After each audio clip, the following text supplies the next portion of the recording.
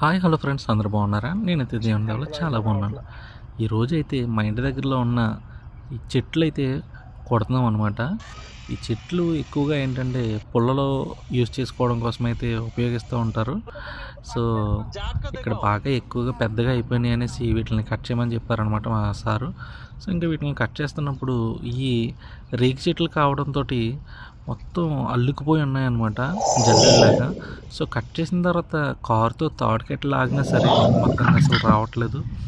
మొత్తానికి ఇంకా ఇంకా ఎక్కడెక్కడ కట్ చేయాలో అవన్నీ కట్ చేసి కారుతో తాడుకెట్టు అయితే మొత్తానికి లాగాం అనమాట. మొత్తం పడిపోయిన చెట్టు. మొత్తానికి చెట్లు అయితే కొట్టడం అయితే అయిపోయింది. కొట్టేసిన తర్వాత వాటిని మళ్ళీ చిన్న చిన్న ముక్కల కింద అయితే కొయ్యాలి.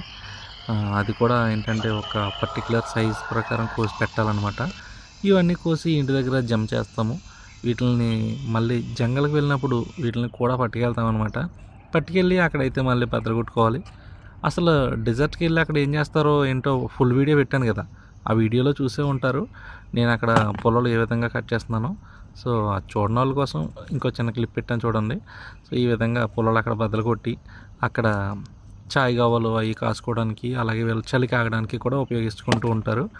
పొలాలు కొనుక్కోవాలంటే చాలా ఎక్కువ రేటు ఉంటుంది, కానీ ఇంటి దగ్గర ఇలా పెంచుకున్న చెట్లని అవి కూడా ఎక్స్ట్రా పెరిగిన కొమ్మలను మాత్రమే కట్ చేసి వాటిని మాత్రమే ఈ విధంగా ఉపయోగించుకుంటారనమాట. ఓకే ఫ్రెండ్స్, వీడియో నచ్చితే లైక్ చేయండి, షేర్ చేయండి, సబ్స్క్రైబ్ కూడా చేసుకోండి.